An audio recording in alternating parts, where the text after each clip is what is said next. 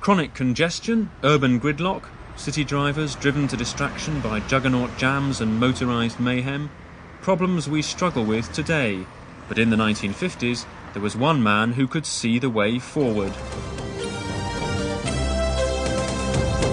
Dan Dare, pilot of the future.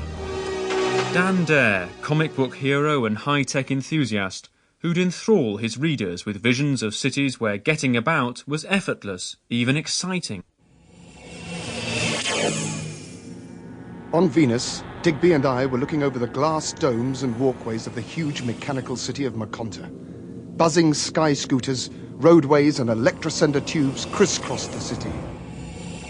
The market for such visions of the future was fuelled in the 1950s and 60s by a boom in personal mobility.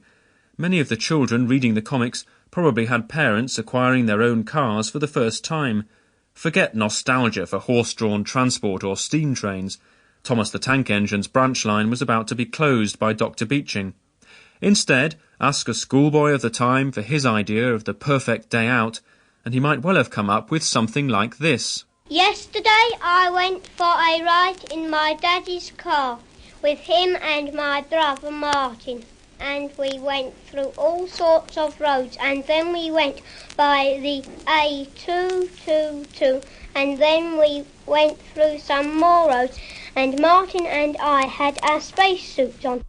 Spacesuits in cars. This was the spirit of the new motoring, not only on Mars but also in Middlesex or Manchester. Another young enthusiast from that period was Derek Palmer, who grew up to become a professional transport planner. For him, the Dan Dare vision of mobility was to remain compelling.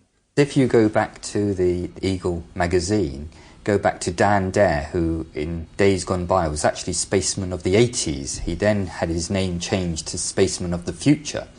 In those days we saw great visions of what cities would be like in the 21st century.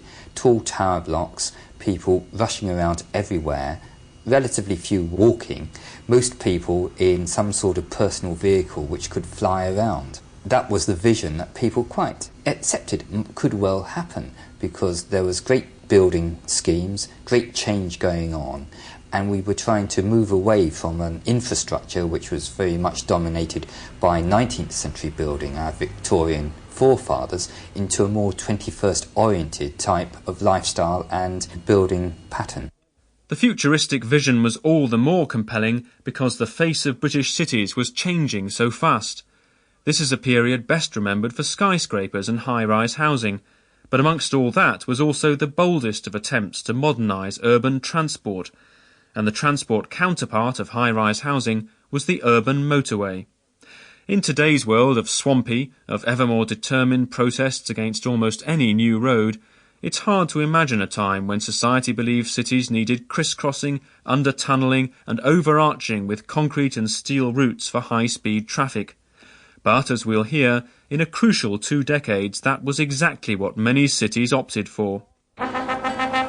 On the day that you decide to build a road from there to here, the first thing that you need is a consultant engineer. Popular ballads of the late 50s could celebrate a new kind of pioneer craftsman, the motorway constructor. With his surveyors and designers and his peggers and his liners, with his plans and elevations and his endless calculations, he was there when it began. Thousands of surveyors, engineers and labourers were creating the first of what were expected to be thousands of miles of British motorway. Politicians like Ernest Marples, Transport Minister in the early 1960s, relished cutting the ribbons across lane after lane of new road, while promising ever more to come. But this motorway by itself is not enough. What are we going to do with the traffic when it gets to the other end of the motorway? Where's it going to go? How are we going to park it? I was once in New York in a taxi trying to catch the Queen Mary.